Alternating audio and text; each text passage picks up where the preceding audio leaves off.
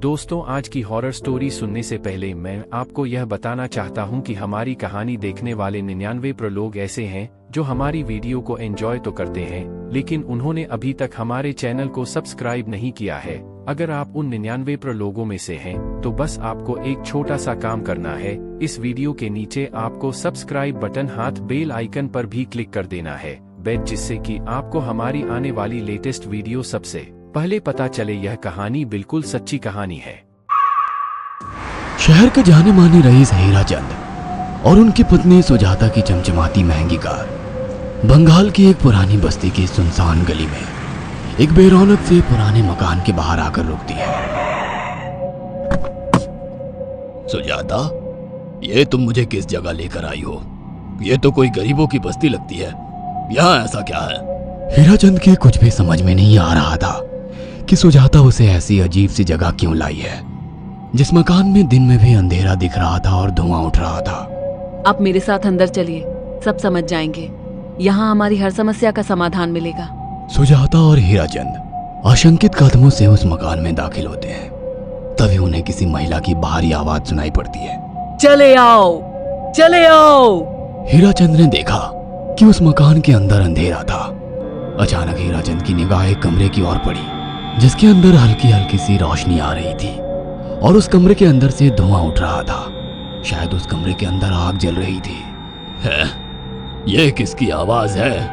यहाँ इतना अंधेरा क्यों है और ये धुआं कैसे उठ रहा है?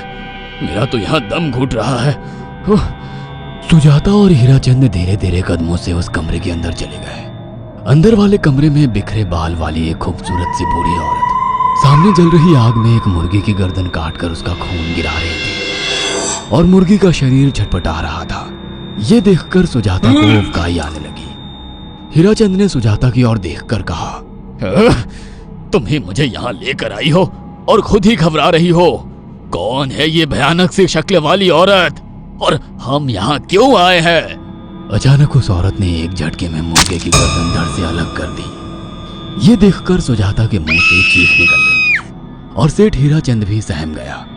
वो बहुत डरावना नजारा था। ये अघोरा ताई हैं। ये हमें अपनी काली तंत्र विद्या से संतान सुख प्रदान कर सकती हैं। इसलिए मैं आपको यहाँ लेकर आई हूँ। कैसी बात करती हो? जहाँ बड़े से बड़े डॉक्टर सफल नहीं हुए, वहाँ ये मामूली औरत क्या कर लेगी? हीरा चंद की बात सुनकर अघोरी ताई ने गुस्से से हीरा चंद की ओर देखकर कहा, नादान हीरा चंद, काली विद्या में इतनी शक्ति है कि मरे को भी जिंदा कर दे। संतान पैदा कराना कौन सा मुश्किल है? तुम्हें मेरा नाम कैसे पता? क्या तुम सच में हमें संतान सुख दिला सकती हो? तुम जितनी दौलत मांगोगी मिल जाएगी, अगर ये संभव है तो। संतान का नाम सुनते ही हीरा चंद की आंखों में चमक आ गई। वह संतान के लिए कुछ भी कर सकता था। तुम लोगों को मुझे एक नवजात शिशु लाकर देना होगा। मैं उस शिशु की बलि चढ़ा दूंगी और फिर वही शिशु तुम्हारे घर में फिर से जन्म लेगा। नवजात शिशु की बलि का नाम सुनते ही सुजाता और हरिचंद डर के मारे सिहर गए, पर उनकी आंखों में उनकी संतान का सपना ज्यादा बड़ा था।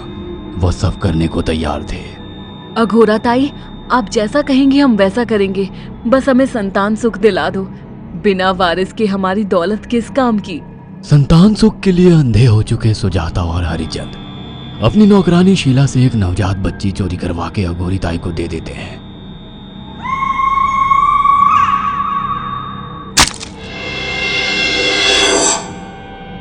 उस शिशु की बलि से सुजाता गर्भवती हो जाती है। देखा आपने अघोरा की तंत्र शक्ति? मुझे उस पर पूरा भरोसा था। चलो चलकर उन्हें धन्यवाद कहते हैं। हीरा चंद और सुजाता अघोरा ताई के पास पहुंचते हैं। वो दोनों बहुत खुश थे और अघोरा पर उन्हें अंधविश्वास हो गया था। अघोरा ताई, आप महान तंत्रिका है। आपने वो चमत्कार कर दिखाया जो बड़े बड़े डॉक्टर नहीं कर सके। ये काली विद्या है बेटा। अगर तुम दोनों चाहो तो मैं इस विद्या से तुम दोनों को हमेशा के लिए जवान बना सकती हूँ। क्या सच में ऐसा संभव है? हाँ बिल्कुल, पर इसके लिए तुम्हें जवान लड़के और लड़कियों की बलि चढ़ानी होगी। तुम उन्हें यहाँ तक लाओ, बाकी मैं देख लूंगी। जवान रहने की लालच में अंधे सुजाता और हरिचंद एक अनाथ आश्रमों से हर रोज एक लड़की या लड़के को गोद लेने के बहाने अघोरी के पास बलि चढ़ाने ले जाने लगे। और एक दिन अघोरी ताई ने हीराचंद और सुजाता से इंसानी मांस खाने को कहा। पूरी तरह से इंसान से हैवान बन चुके अब वो दोनों इंसानी मांस खाने के लिए तैयार भी हो गए।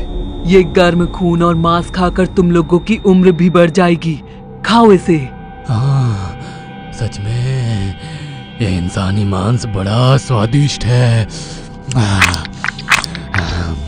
अघोरा ने अपनी बातों में फंसाकर सुजाता और हरिचंद को नरभक्षी बना दिया था।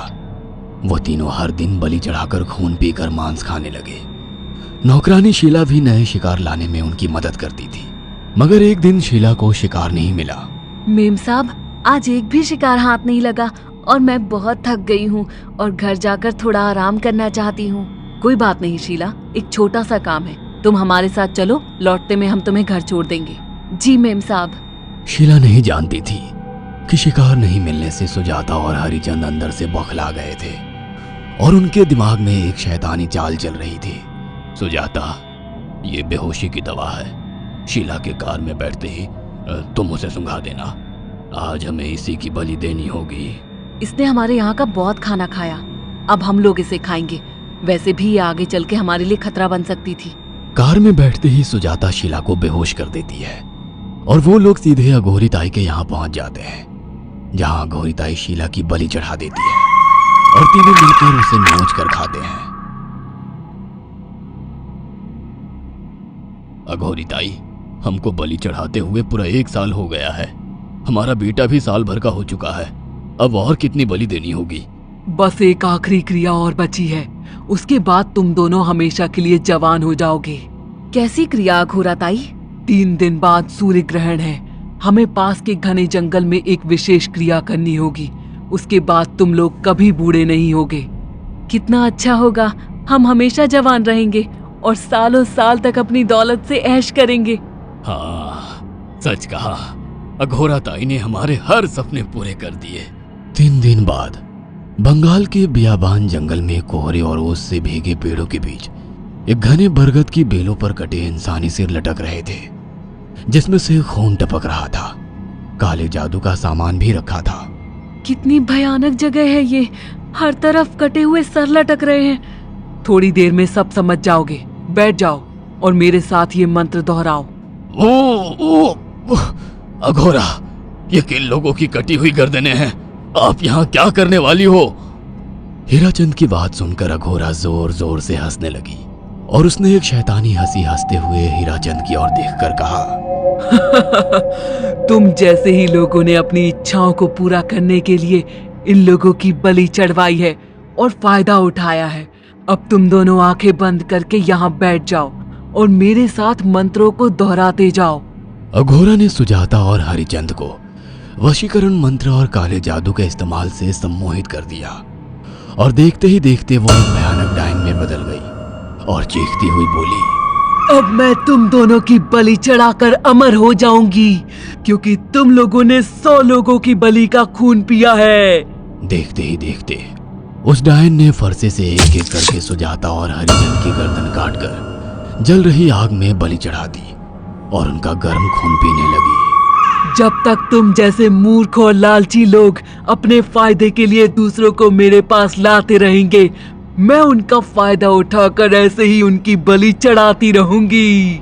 दरअसल अघोरा एक डायन थी और अपना स्वार्थ पूरा करने के लिए उसने हीराचंद और सुजाता की लालच का फायदा उठाकर उनकी भी बलि चढ़ा दी।